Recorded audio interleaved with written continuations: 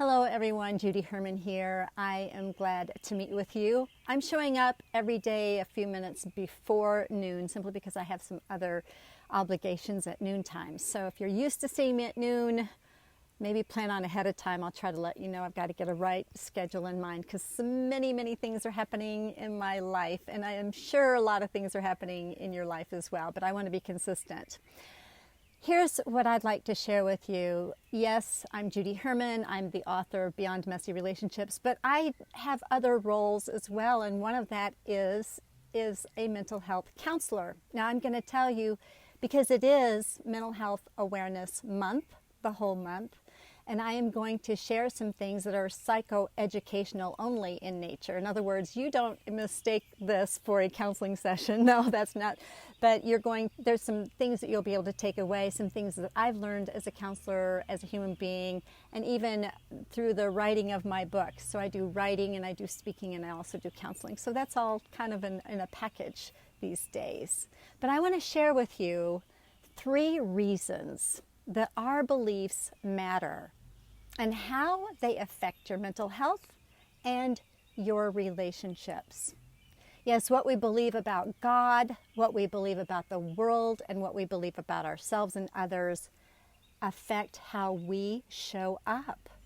How we show up day in and day out, how we relate to others, and even how we see ourselves. This is so very vital, vitally important. So, for example, I've got to share with you something I hear often, not just from one person, but a lot of people that come in over the years in my counseling.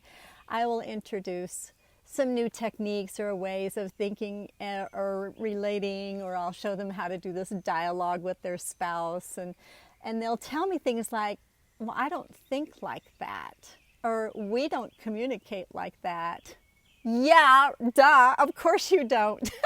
Because if you did, you wouldn't be paying me as a counselor to help you with things, right? And help you think differently. So we need to challenge the ways that we think and the way we believe. These are things that we need to be open about. Otherwise, you're going to be like going to a counselor that is like going against the grain. If you just need affirmation for the false beliefs that you have, you're wasting your time and money. You're wasting your therapist's time and money. So be willing to challenge some things that you've taken as gospel truth for years and years, and you want it to work in your relationships, but you're doing the same thing expecting different results. It plain old doesn't work. Okay, so there's 3 things. Number 1 of 3 reasons why beliefs matter, how they affect your mental health, and how they affect relationships. Number 1, keep in mind that we get grounded in our belief system before the age of 5 years old. Yes, our brains are still developing. We're still online. We have taken on the beliefs and thoughts of our parents, our grandparents, and we take that inadvertently into our adult lives. Okay? So we need to challenge the things that we used to believe when we were 5. Yes, we used to believe that Santa Claus came down the chimney, right? And we need to be willing to change our beliefs. Here's some common phrases that I hear, and I am in the area of the country. It's the belt buckle of the Bible Belt South. So I do get a whole lot of things like, I'm just a sinner saved by grace. Well, if you're just a sinner saved by grace, you're going to show up and you're going to act like a sinner saved by grace. We want to honor our belovedness. We want to honor our dignity and our worthiness. And then subconsciously, because we make crappy decisions in the past, okay, and maybe you've made crappy decisions recently, or maybe you made them before your brain was totally online, but then you'll go to this belief system, well, God's punishing me. I don't deserve this or that. And then you make some more crappy choices that affirms that. So that's a couple of examples. Here's another thing I hear very often. And people who struggle with depression or anxiety, right? If they've been told depression, anxiety, any kind of mental illness is a sin, it's because you're not praying enough, you don't have enough faith, or you don't this or you don't that enough, well, guess what? We're going to hide it.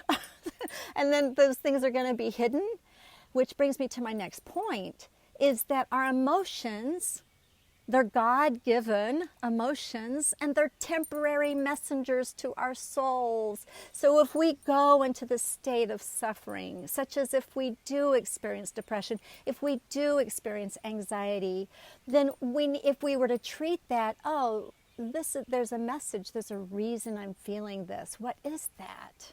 And welcome them, honor them, go to a therapist and help you figure them out, right? But the main thing is that they don't get stuck in your soul. They're temporary. We don't need to invite them as permanent residences. So you take your deep breath, you get attuned to your body, but what do most people do because of their belief system? They shove it down, they ignore that they have these emotions, and then they're only familiar with anger or irritability. Okay, we want to be fully alive, fully human, and we want to not shame ourselves for feeling certain ways at certain times. We just don't want to be stuck, and we don't want to ruminate, and we don't want to make stories up in our minds about why those things are happening. So that's why the second reason that we need to challenge and why our beliefs matter. And then the third thing is that we make up stories in our minds and we ruminate about the negative things that happen. See, we have a thing that happens in our lives, and it might be something unexpected. It might be a loss. It might be a disappointment. I'm going to tell you openly and honestly, I was planning on going to Mexico with my mastermind group in June. I've just found out today I'm not going to be able to go because they canceled the trip because of a lot of things, not enough people to go, and I could stay in that disappointment. Yes, I'm disappointed. I could stay in that disappointment, or I could take a deep breath. I feel that disappointment. What can I do instead? So then that got me into a creative way of thinking, and what can I do instead of that?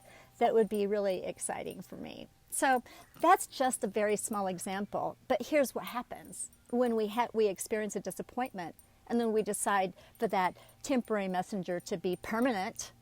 And then we make up a story about it. Oh, I'll never do this again, or I did that and this didn't work, and I tried this and that before and it didn't work. See, those stories are just made up in our minds, but we need to learn how to allow them to move in and out of our souls, allow them to be temporary messengers, and let's really tap in to our full humanity and not get stuck on what we call difficult or negative emotions and create stories around them. So that's my story. That's my story right now, and I'm sticking to it, I guess you could say. As my mentor Les Brown says, that's my story and I'm sticking to it. Well, I'm willing to let some stories permeate, let some stories and life-giving stories and narratives in my life permeate, and what are they, and what are they for you? So so you'll find out more, and if you wanted to find out more about my story and how I have gone beyond messy relationships, divine invitations to your authentic self, please, you can actually download the first 3 chapters for free if you want to get a taste, kind of a little sample of that. Or if you wanted an author-signed copy, I do have a print copy available on my website, judycounselor.com, and I put the link in there. But if you like Audible books, it is available in Audible form, and it's also available wherever books are sold in any format, Kindle, print, and all of that. But I would love to connect with you, actually. I'd love to hear how you're doing and how this book resonates with you, because I do show up as a therapist at the beginning of each of the chapters, and so even though it's not a substitute for professional counseling, it could really be a start. And if you're seeing a counselor, you might want to give a copy to your therapist and make that therapy for you with your therapist. So I hope this is helpful, because this is Mental Health Awareness Month, and there are these 3 vital reasons why our beliefs do matter, and I'm just going to summarize. We get grounded in our belief system before 5, right? And we want to move beyond that. And our emotions are definitely temporary messengers to our souls. And third, we make up these stories in our minds about a circumstance or a disappointment or an emotion, and it keeps us stuck. Okay, so let's live our vibrantly authentic lives. Thanks so much for joining me. Bye-bye.